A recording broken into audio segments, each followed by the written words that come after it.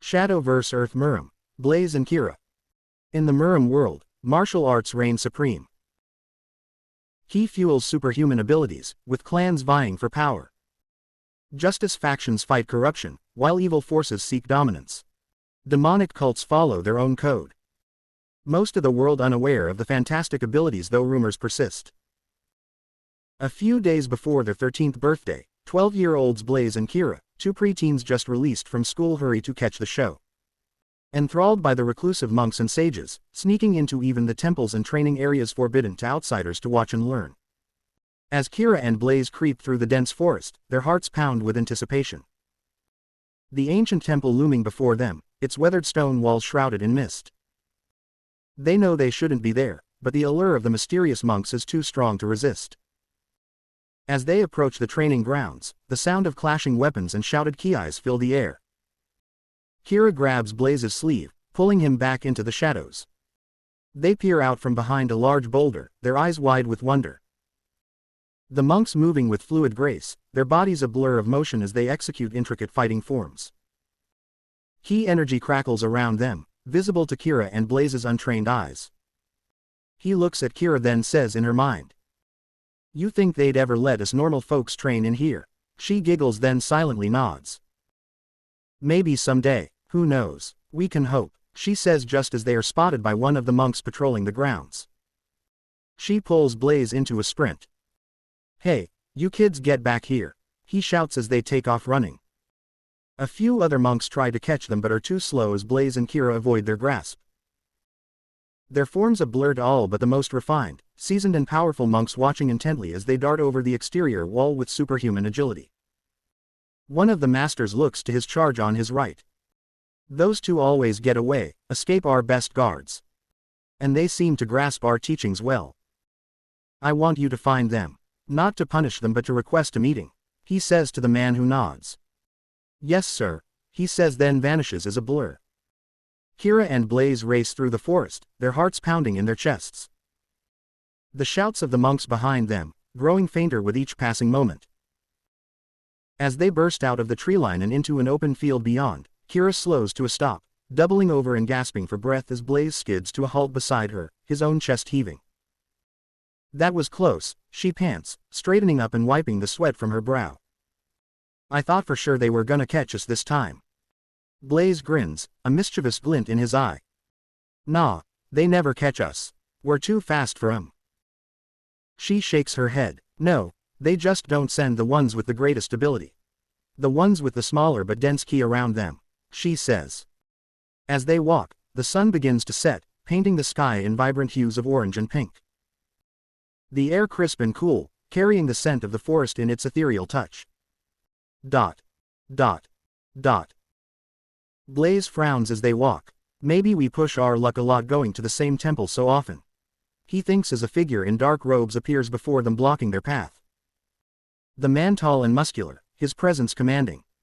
His eyes sharp and piercing. Just visible to them, a faint blue aura surrounding his body, pulsing with restrained power. Kira and Blaze, heir to the lost kingdom of redemption. "I presume," he asks, speaking in a low, measured tone. Blaze steps forward. "Not many know that about me, and most that do aren't very nice people," he says as the air grows charged. The man raises his hands. "Calm down, young one, I'm no enemy. The temple leaders would like to meet with you. Tomorrow at noon. Don't be late, should be just enough time for the trip from school," he says, then in a flash he vanishes into a glowing portal that appears from a stone. There's a light snap and the glow vanishes as the stone cracks and falls to the dirt, its magic exhausted.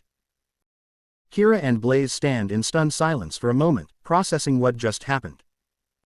The sun nearly set now, painting the sky in deep purples and blues. A cool breeze rustles the tall grass around them, carrying the earthy scent of the forest. Kira nudges him. "What do you think that was about?" she finally asks, her voice barely above a whisper. She looks at him, her eyes wide with concern. His brow furrowed as he ponders the situation, his fingers absently tracing the outline of the family crest hidden beneath his shirt. He sighs, his shoulders slumping slightly. "I'm not sure, but it can't be good." The temples don't just invite outsiders in for tea and cookies, especially not someone like me. He says, and she squints at him. He said both of us. And besides, I'm gonna be your wife, so it's us. But friends first, she says, smiling. He glances around nervously, as if expecting more dark-robed figures to appear. We should probably tell someone about this. Your parents maybe, or the school principal. This could be dangerous. Kira nods, biting her lower lip. You're right, we can't keep this a secret long. My father is the voted leader around here, and he might be upset if we get in trouble again. She looks at him, her face tense with worry. He nods at her. We'll tell your father first. He'll know what to do, he says as they continue on. The sun now almost fully set, and the world around them is cast in a soft, eerie light. As they walk, the wind picks up, carrying with it the distant howl of a wolf. Blaze shivers, not from the cold, but from an unsettling feeling that crawls up his spine. We'll make it back just in time, he thinks. Then grows more uneasy. The wolves shouldn't be out this early, he mutters, scanning the darkening landscape. Kira notices his unease and moves closer, her small hand finding his in the dim light. Maybe we should run the rest of the way, she suggests, speaking softly. He shakes his head. No, running would be acting like prey. Just stay calm, we have our daggers. Kinda wish we had those rifle things from overseas. They call it an M4. No need to get close, just throw lead at them with some exploding powder. He says, thinking of how different parts of MurimEarth are. He looks high above them, a jet barely audible overhead, as a horse and carriage quickly trot by on the path. Not sure why they don't want more modern stuff in some places, he says, shrugging. Kira frowns. Those things are so unfair.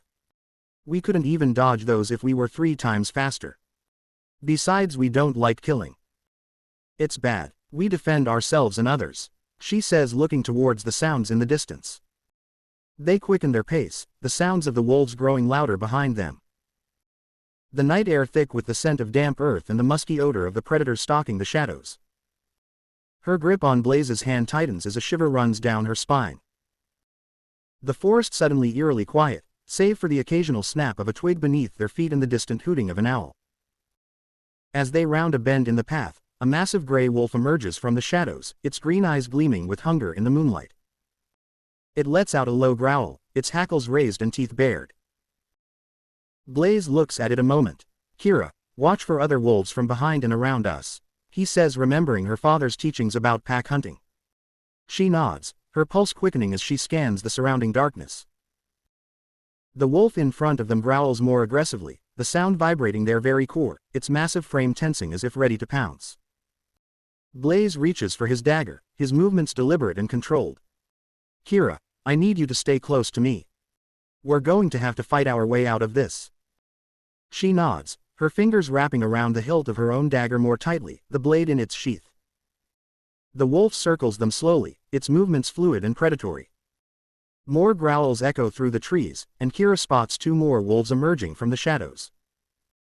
Blaze, we're surrounded, she whispers, her voice quivering slightly. She looks at the wolf as its head sits a few inches higher than Blaze's eyes. That's gotta be 200 or more pounds at least. She thinks towards Blaze, who nods grimly, his grip tightening on his sword-like dagger. Probably a well-fed gray wolf. They're native to this area. But why are they out so early? He says as the wolf in front of them lets out a bone-chilling guttural sound. The sound echoes through the forest, sending shivers through both of them. The 2 flanking wolves beginning to move in, cutting off any possible escape routes. Blaze takes a defensive stance, positioning himself slightly in front of Kira. When I give the signal, we need to run. Full sprint, don't look back. Kira shakes her head, heart pounding in her chest. The wolves now completely surrounding them, their eyes glowing an eerie green and silver in the moonlight. You said it first, if we run we are prey. Maybe our word or expectation sets us up to get through this somehow. But if we flip-flop, poof, help gone, slip up thinking of running instead of defending. Like now, she says as she spots another wolf just feet away as it bursts out of the trees and underbrush. Blaze sidesteps its jaws as they snap shut, almost catching him, its head slightly bigger than his chest. He swings his sword down, hitting the beast with its flat edge, his superhuman strength stunning the creature as it leaps away to recover its senses. With little time to relax, two more wolves dart forward. Kira steps in the way, swinging her sheathed blade. The impact sending the wolf tumbling past and into the third as Blaze lands another non-lethal blow as the two collide. Jumping away from the two flailing wolves, they move into the opening created as they attack, Blaze and Kira standing back to back, unsheathed swords pointed towards them. Blaze smirks. "We let you go uninjured 3 or 4 times already. There won't be another," he says. The biggest of the wolves seems amused as the pack closes in. Suddenly from behind, a wolf flies through the air, jumping off a tree. Its jaws clamping onto Blaze's shoulder, ripping him off his feet. He lashes out with his sword, stabbing at the creature's vital areas in its neck and head, causing it to let go as they tumble. Looking up, he sees 2 more coming his way as 3 converge on Kira. "We can't beat these things," he thinks, seeing a wolf's teeth rip away Kira's sword. "We're gonna die," he thinks in horror. Just then a voice in his head speaks. "I can help you. Just say the word and I can take care of those pesky wolves," it says as Blaze sees Kira land a hard punch that sends one wolf crashing through the foliage. She jumps away but is cut off by another as they quickly surround her. Blaze nods. "Just to help my friend," he says in his mind as everything slows down. Then everything goes black and featureless, a sense of motion the only thing Blaze noted upon the change of perception.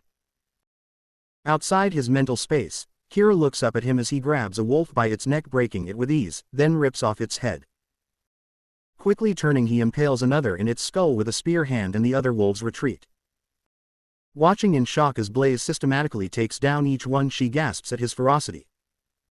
He lands in front of her and she notices his aura has turned a dark, empty feeling color. He looks at her and she gasps, seeing his blackened eyes. "No, you, give him back to me," she says, grabbing him by the face. "Never, I like this body too much," the presence says as he jumps away. Kira leaps after him and grabs him as they hit the ground, tumbling. The forest quiet as they land, the ground trembles and shakes from their struggle. Dot. Dot. Dot. As the sun rises, Kira looks at Blaze as he lay there. The presence having fled hours ago.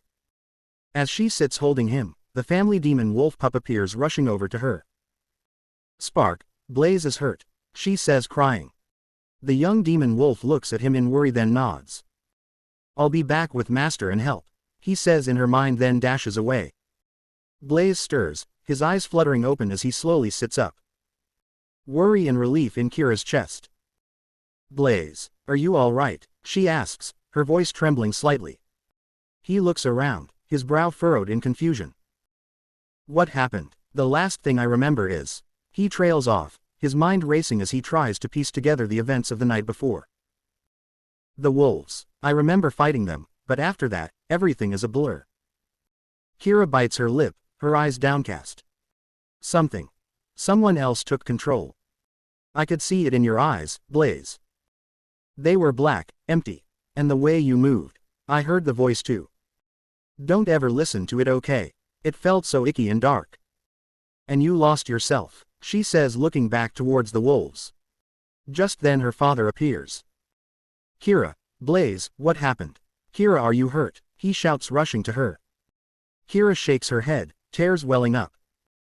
"No, I'm fine, but Blaze, she glances at him, her face contorted with worry.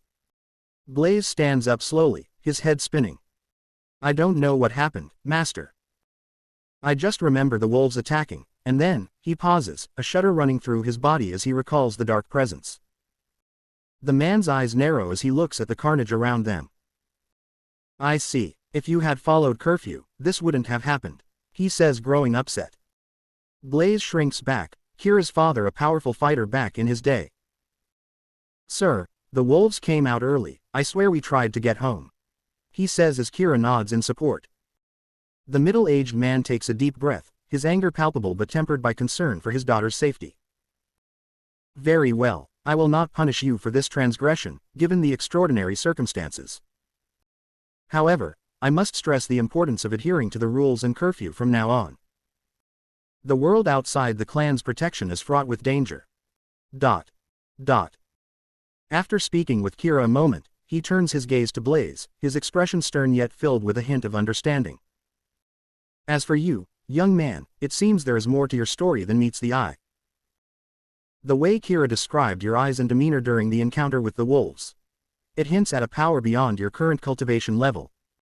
I sense you are harboring secrets, he says. Blaze shakes his head. That may be true, but I didn't know I could do whatever that was, he says. Her father nods solemnly. I see.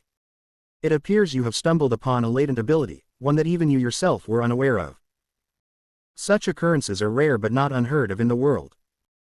It is possible that the darkness within you, the presence Kira sensed, is a manifestation of your inner chi that has lain dormant until now. He places a hand on Blaze's shoulder, his grip firm yet reassuring. Do not fear this power, Blaze.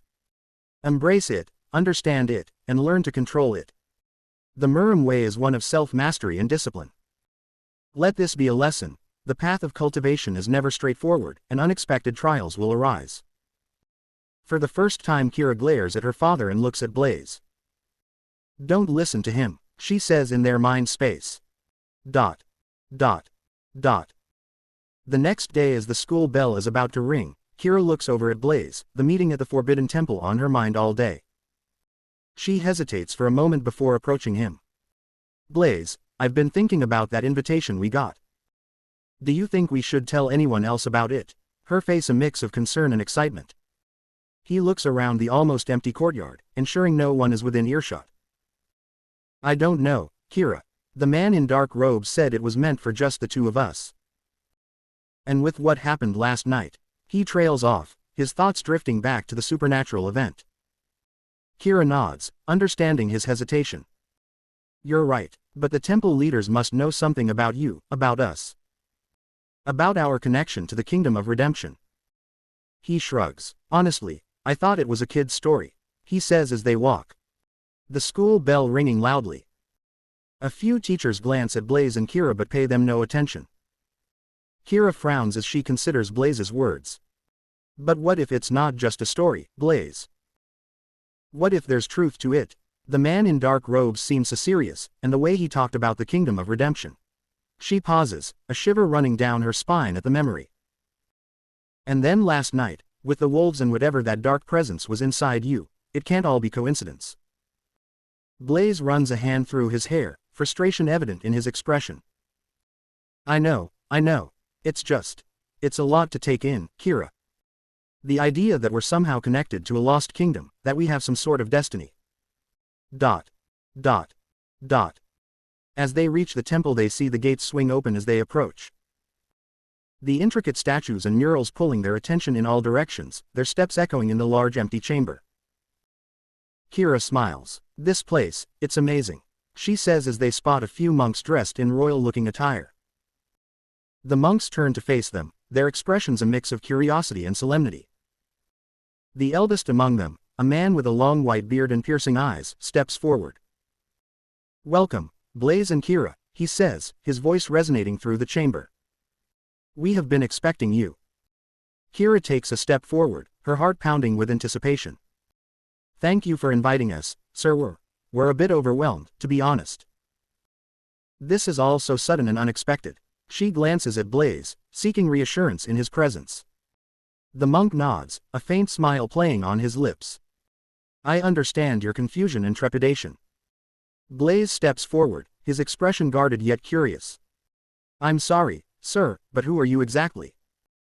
And why did you invite us here? His gaze flicks between the monk and the ornate surroundings, his mind racing with questions. The monk's smile widens slightly. Ah, of course, forgive my manners. I am Grand Master Han, the leader of this temple. As for why you're here, he pauses, his eyes locking with Blaze's. It's about your abilities and how you manage to evade our guards, he says chuckling. Grand Master Han's smile falters for a moment, his eyes narrowing slightly. Though I must admit, I find it curious that you seem to know so little about this place, given your talents. Blaze's gaze becomes more intent as he considers the Grandmaster's words. I don't understand. What abilities? And how did we evade your guards? We were just wandering and got lost. Han smirks. We've watched you closely, even made it a challenge to capture you if possible. How would you like to learn at the temple yourselves? He asks unexpectedly. Grandmaster Han's words hang in the air for a moment, his smile remaining but his eyes glinting with something unreadable. Blaze's brow furrows as he processes the unexpected offer. You want us to learn here? Blaze asks slowly, glancing around at the opulent surroundings with a mix of skepticism and intrigue. But why? I mean, no offense, but we're just wanderers. We don't have any particular talents. He shrugs, a hint of embarrassment coloring his words. Han chuckles, a rich, warm sound that seems to fill the chamber. Oh, but you do, my boy. You do. ... As they leave the temple, Blaze and Kira look around as he smiles. It's nice of them to teach us and let us just come whenever we want. He says. As they near Kira's house, she grows uneasy seeing men outside. Their uniforms marking them as military collector. Spotting her father, she walks up to him. What's happening? She asks and he sighs. I pulled some strings at the military academy and enrolled Blaze, he could use the discipline. He says, looking at him. Kira gasps. No, you can't do that. He hasn't done anything wrong. She protests as Blaze looks at him in shock. Her father's face remains stern. I know, but it's for his own good.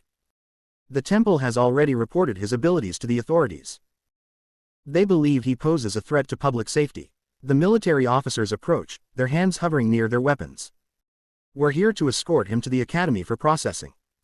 You should go inside, Kira. Blaze steps forward, his jaw set. Sir, with all due respect, I don't want to go to the academy. I just want to learn at the temple. Her father scoffs. The temple. They're just a group of crazy monks. The academy will give you real training, real purpose. Blaze's eyes narrow, his stance firm. With all due respect, sir, I think I can decide what's best for me.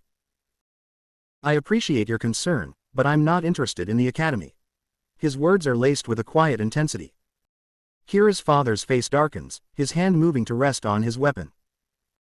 You don't understand, boy. Your abilities are too dangerous to leave unchecked. The academy will help you control them. He turns to Kira. Go inside, now. Kira shakes her head, tears welling up. No, I won't leave him. This isn't right, father. The military officers step closer, their weapons now drawn. Blaze lowers his head. Kira, it'll be okay. I promise. I'll come see you when I can. It's not far, he says, tears in their eyes. Blaze, you're my best friend. Don't let them change you and don't lose yourself, she says as the men lead him away. I won't, he says, smirking. As the days pass, Kira finds it increasingly difficult to focus on her studies at the temple. She constantly worries about Blaze, wondering how he's coping with the rigid structure and constant supervision. A full year before he can leave the grounds. Who made that dumb rule? She thinks. Dad wouldn't do that, would he? She asks herself as she watches the monks. At the military academy, Blaze looks around his bunk as Mikhail walks over. Well, if it isn't Kira's little protector. He chides. Blaze tenses, his back stiffening as he turns to face Mikhail. The muscular recruit looms large, his smirk revealing a cruel intent. I'm not her protector, we're just friends, he says, his words laced with uncertainty. Mikhail's smirk widens, his hand moving to rest on Blaze's shoulder. Friends, huh, that's not what I heard. Word is, you and Kira are pretty close. His grip tightens painfully. Maybe you should focus on your training instead of brooding over some girl. Several other recruits gather nearby, their expressions ranging from amusement to outright hostility. Blaze sighs, realizing what's about to happen. Confident he can handle them. Mikhail moves quickly, catching him by surprise with a punch he barely sees coming. Dazed as the others jump in, he covers his vital areas as the young boys kick and punch. After a few minutes, Mikhail pushes the others back as Blaze coughs, groaning in pain. This is my unit, understand, and newbies are maggots. Now crawl to your bed, maggot, he says, snickering as he gives him one last kick. Kira's heart aches as she thinks of Blaze, trapped within the confines of the military academy. The rigid structure and constant surveillance must be suffocating, she thinks as she longs to see him. To reassure herself that he's alright and hasn't lost his essence in the face of such oppression. As the days turn into weeks, Kira finds solace in her studies at the temple, but her mind still drifts to thoughts of Blaze.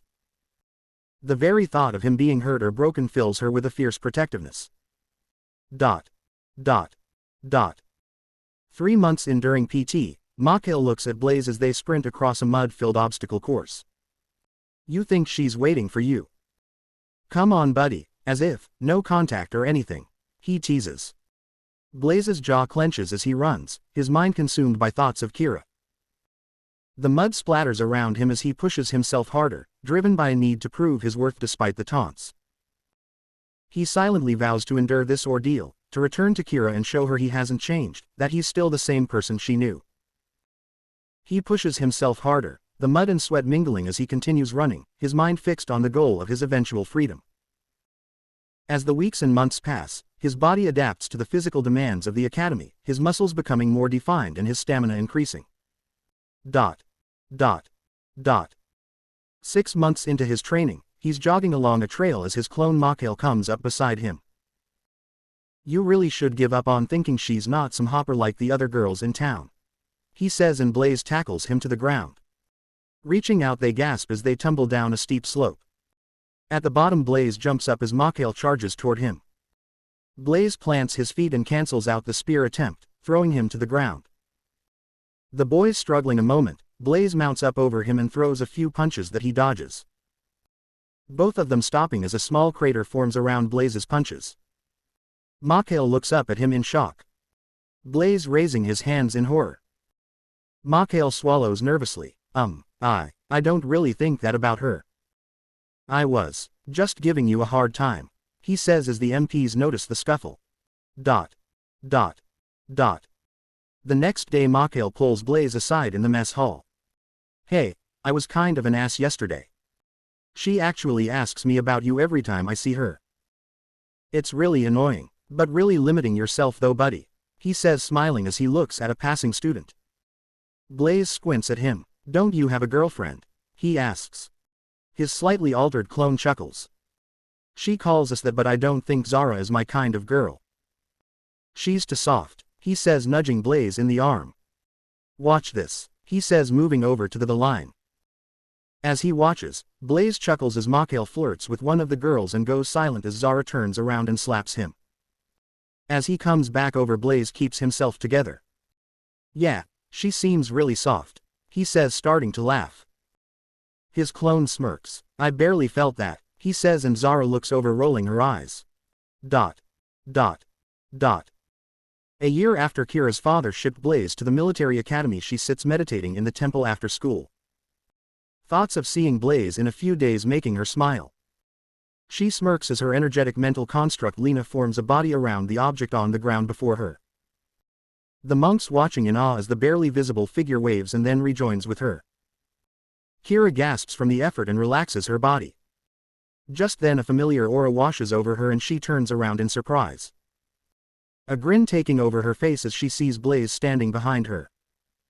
Jumping up, she rushes over and hugs him tightly. Oh my gosh, I thought you'd be a few more days, she says as they embrace. Pulling away, she looks at him closer, noticing the changes over the last year. He looks so, she thinks, blushing, suddenly becoming very shy. Blaze grins, his eyes crinkling at the corners as he returns Kira's hug. He breathes in her familiar scent, a mix of incense and something uniquely her, and feels a warmth spread through his chest. Surprise, he says, his voice a low rumble against her ear. I couldn't wait any longer to see you. He pulls back, holding her at arm's length as he takes in the sight of her. Her features more defined, her eyes brighter.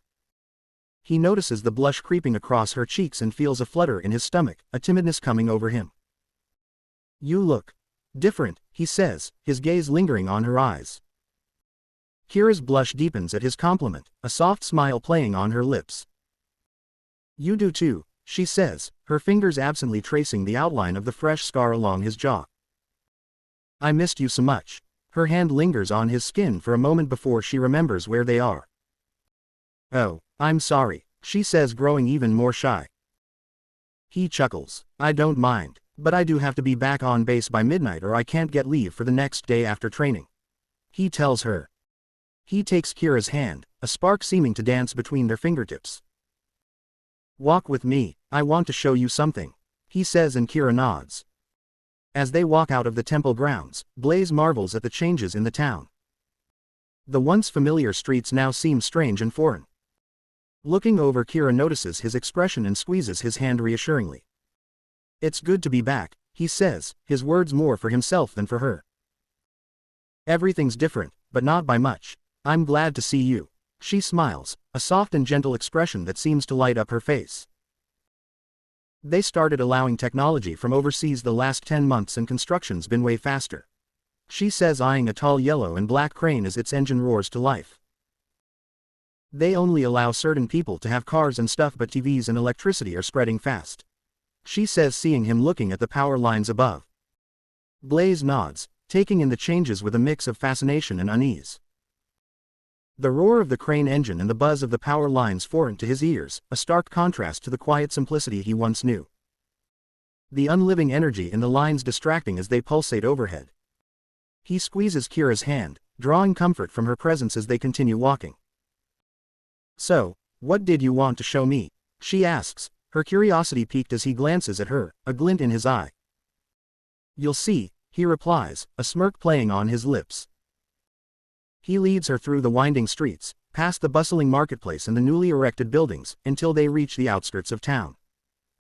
As they reach a cliff overlooking the ocean, they walk gazing out over the peaceful waters, many seagulls flying overhead.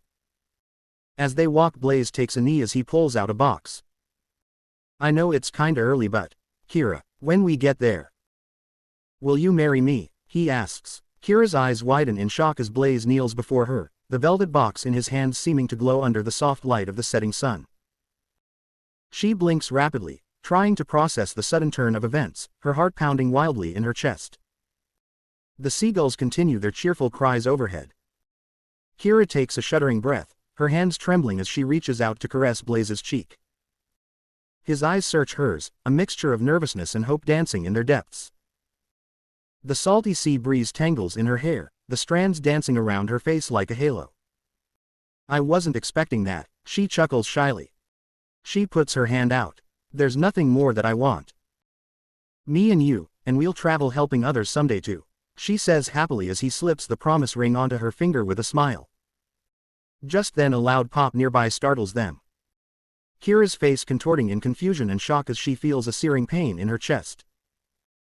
Blaze's eyes wide as he sees a piece of metal fly past him, blood spattering her clothing, and he instinctively reaches out, catching her as she collapses breathlessly. The seagulls scattering in alarm as a dark figure emerges, a smoking gun in hand. Blaze cradles her looking towards the attacker, her body going limp in his arms as he frantically tries to stem the bleeding with his shirt. The assassin approaches, weapon still trained on them, the setting sun casting an eerie red glow over the scene. Who sent you? Blaze demands, his voice cracking with emotion and fury. Suddenly the demon pup Spark appears, his tiny body bursting into purple flames as he transforms into a 200-pound wolf beast and charges at the man who flees through a portal. Blaze's eyes fill with tears as Kira struggles to breathe, her strength fading fast as he keeps pressure on her wound. Don't give up, Kira. Don't leave me, he cries. Hours later, Blaze sits in the hospital as Kira's father walks out of her room. His face is grim as he approaches Blaze, his steps measured and deliberate. The middle-aged man's eyes, usually so warm and wise, now hardened with concern and a flicker of suspicion that makes Blaze's heart sink. Blaze, he says, his voice low and heavy with emotion. Kira is stable, but the surgery was difficult. The doctors say she may not wake up for some time. Blaze nods, his throat tight with unshed tears. He clenches his fists, the promise ring on his finger, a stark reminder of the happy moment that had been so cruelly shattered. I'll stay with her. Her father shakes his head. I think it best if we wait till she wakes. It's just odd that this happens as you and my daughter were alone, your first day back. I won't deceive you, I don't trust you even now. And if you had anything to do with this assassination attempt, I won't hesitate to have you executed, he says coldly. Blaze swallows hard and is about to protest but sees it only worsening things and regretfully follows her father outside. Sir, I just want you to know. I would never hurt Kira like that. I know it's suspicious and understand. I will find her attackers, sir, he says as he wishes Spark could talk to more than just he and Kira. He nods solemnly, his eyes never leaving Blaze's face as if searching for any hint of deception. See that you do, he says, his voice a low growl. For Kira's sake, I will be watching you closely. With that, he turns and walks away, his footsteps echoing in the sterile hospital corridor. Blaze watches him go, a heavy weight settling in his chest. He knows he must find the truth, not only to clear his name but to protect Kira from any further danger. He turns back to her room, his resolve hardening as he pushes open the door. Inside, Kira lies still, her face pale against the white sheets. Monitors beep softly, measuring her vital signs. He feels drawn to move closer but her guards block the way with their electrified lances. I'm sorry, Sir Blaze, orders are no one visits but her father, the humanoid wolf says, the regret clear in his voice. Blaze sighs, can you tell her I was here when she wakes up? I don't want her to think I just didn't bother, he says. The guard nods solemnly, of course, sir, I'll make sure she knows. He pauses, his eyes flickering with concern. Sir Blaze, I've served the family for many years. I know how much Kira cares for you. If you need anything, just ask. I'll do what I can within reason. Blaze appreciates the gesture, though he knows the guard's loyalty lies with the family first. Thank you, I know she's safe with you, Shadow Wolf. He turns to leave, his mind already racing with possibilities. As he steps out into the hallway, he bumps into a familiar face, Grandmaster Han, his white robes immaculate as always. I see they have her under protection for now. Understandable. How are you holding up, young Blaze? He asks, his voice tinged with concern. Blaze takes a deep breath, trying to steady himself as he faces Grandmaster Han. The weight of the situation presses down on him, the worry for Kira's safety and the suspicion hanging over his head threatening to crush his spirit. He meets the Grandmaster's gaze, seeing the genuine concern in his eyes, and feels a flicker of gratitude amidst the turmoil. I'm holding on, Blaze admits, his voice rough with emotion. It's hard to believe this is happening, that Kira is lying in there, fighting for her life. And the way her father looked at me, I understand his suspicion, but it still hurts. The Grandmaster nods, his expression solemn as he puts a hand on his shoulder. It is a lot for one so young to experience. I believe you will both pull through this stronger than before. Can't let the world's evil corrupt how you see the world in all its glory, he says cryptically as they walk under the new street lights shining overhead. Dot. Dot. Dot. Back at the academy, Mikhail rushes over to Blaze as he walks into the barracks. Dude, what happened out there? All the higher-ups are going crazy and they keep saying we might go to war. Some assassination attempt on a royal, but no one's saying much else, he says, his face showing worry for the first time since Blaze has seen him. Blaze's expression darkens, his fists clenching at his sides as he tries to contain his emotions. It was Kira, she was shot. Someone tried to kill her. The words come out rough, thick with grief and anger. Mikhail's face freezes in shock, his usual cocky smirk replaced by genuine concern. Kira, the chick you're always gushing over. He moves closer, his voice dropping to a whisper. Man, that's messed up. Are you okay? Do they know who did it?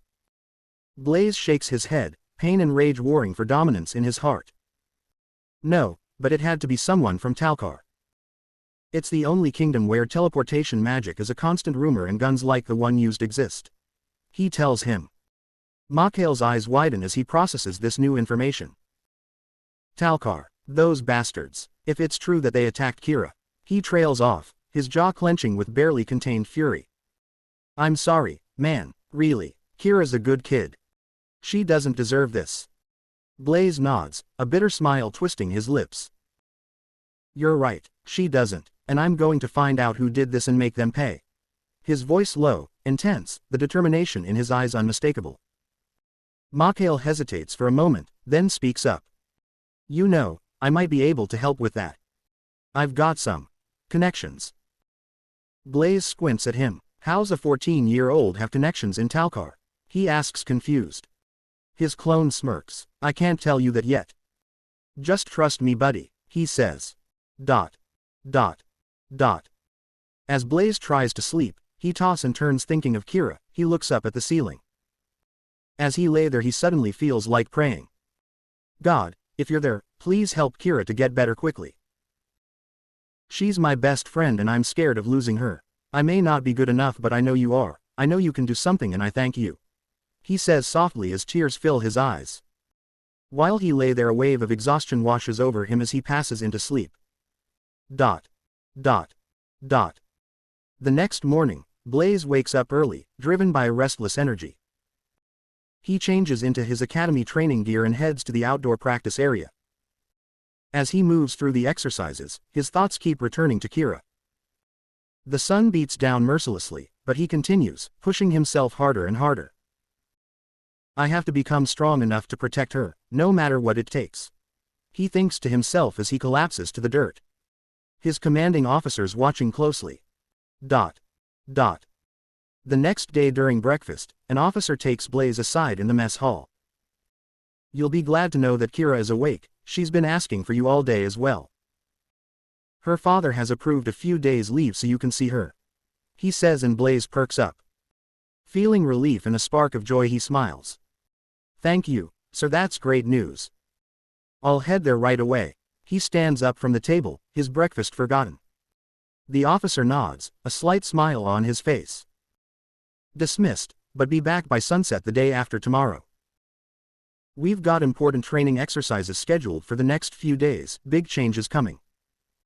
Blaze salutes crisply, already moving towards the exit. Yes, sir, I'll be here on time. He strides out of the mess hall, his heart feeling lighter. As he walks, he spots Mikhail lounging against a wall, his usual smirk firmly in place. Be careful out there buddy, he says and Blaze nods. Dot. Dot. Dot. At the hospital Kira lights up as he enters her room. Blaze, she says holding out her arms for a hug. Kira embraces him tightly, her eyes shining with happiness. I missed you so much, she whispers, her voice thick with emotion. I was so scared, but I knew you'd come. He hugs her back just as fiercely, burying his face in her hair. I missed you too, Kira. More than you know. I was terrified when I saw you like that. He pulls back slightly to look at her, his hands cupping her face gently. You look better. She smiles, a soft blush coloring her cheeks at his touch. I am. The doctors say I'm healing well. And having you here makes everything better. He frowns a moment seeing the lead projectile in a jar on the nightstand. Spark having located it at the scene. I hope I never see a gun in person again, he says shivering as he recalls the moment and damage the bullet had done. Dot. Dot. Dot. Back at the academy Mikhail frowns seeing the new training schedule and a few new classes.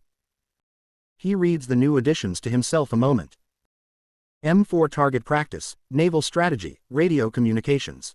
He pauses as his stomach sinks. Special unit recon and battlefield readiness. He steps back looking at his uniform and reads the tag. Special unit number 02. He sits in a nearby chair. They wouldn't send kids into war, right? He thinks out loud. A passing CO overhearing him pauses, then stands beside him. No, that's just a training regiment. For now. 20 is the minimum age, besides our alliances are working to avoid conflict. He pauses seeing Mikhail's pale face and puts a hand on his shoulder. Don't worry son, there hasn't been a major conflict since the fall of Redemption hundreds of years ago and if one starts, it's our job to make sure you're ready as men. Try not to let the prospect get the better of you, he says then makes his leave. Dot. Dot. Dot.